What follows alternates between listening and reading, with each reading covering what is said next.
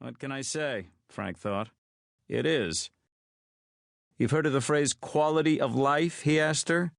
I have, Donna said, usually referring to the terminally ill, whether they pull the plug or not. This is a quality of life issue, Frank replied. And it is, he thinks this morning, as he enjoys the smell of the roasting coffee beans and puts the water on to boil. Quality of life is about the little things, doing them well, doing them right. He takes a small pan from the rack that hangs over the butcher block and puts it on the stovetop. He lays a thin slice of butter in it, and when the butter just starts to bubble, he breaks an egg in the pan, and while it's frying, he slices an onion bagel in half. Then he carefully slips the egg out with a plastic spatula. Only plastic. Metal would scratch the nonstick surface, which is something Donna can't seem to remember, which is why she's not allowed to cook in Frank's cucina. Lays it on one of the slices, puts the other over it, and wraps the egg sandwich in a linen napkin to keep it warm. Donna, of course, gives him grief about the daily egg. It's an egg, he tells her, not a hand grenade. You're 62 years old, Frank, she tells him.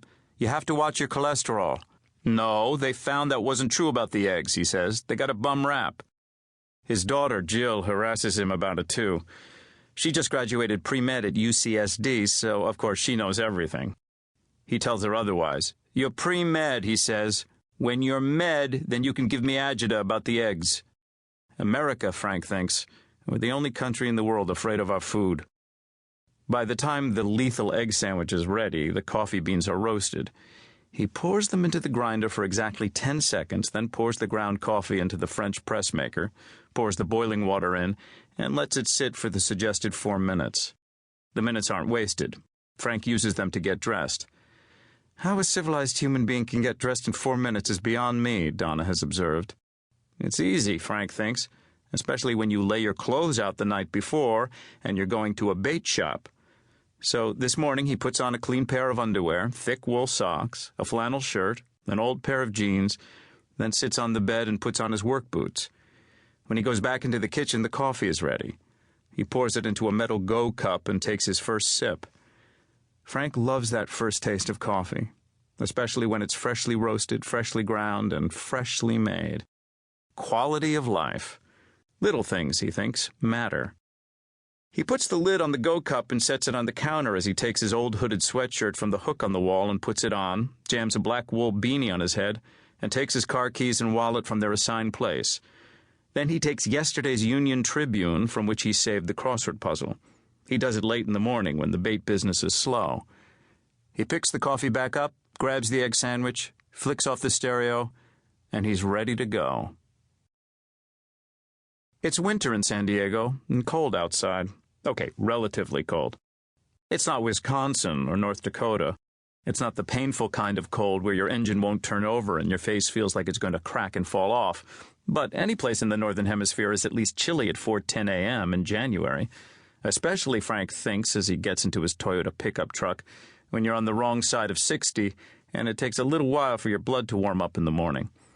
But Frank loves the early hours. They're his favorite time of the day.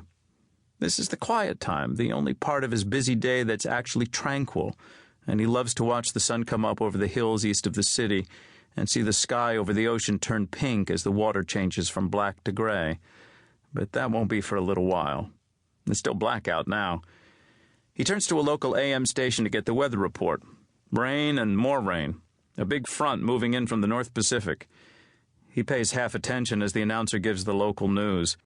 It's the usual. 4 more houses in Oceanside have slid down a slope in the mud. The city auditors can't decide if the city is on the verge of bankruptcy or not, and housing prices have risen again. Then there's the city council scandal. The FBI's Operation G-Sting has resulted in the indictment of 4 councilmen for taking bribes from strip club owners to repeal the city ordinance prohibiting touching in the clubs. A couple of vice cops have been paid off for looking the other way. Yeah, it's news and it's not news, Frank thinks. Because San Diego is a port town for the Navy, the sex trade has always been a big part of the economy. Bribing a councilman so that a sailor can get a lap dance is practically a civic duty. But if the FBI wants to waste its time on strippers, it's nothing to Frank. He hasn't been in a strip club in, 20 years? Frank switches back to the classical station, opens the linen napkin on his lap, and eats his egg sandwich while he drives down to Ocean Beach. He likes that little bite of the onion in the bagel against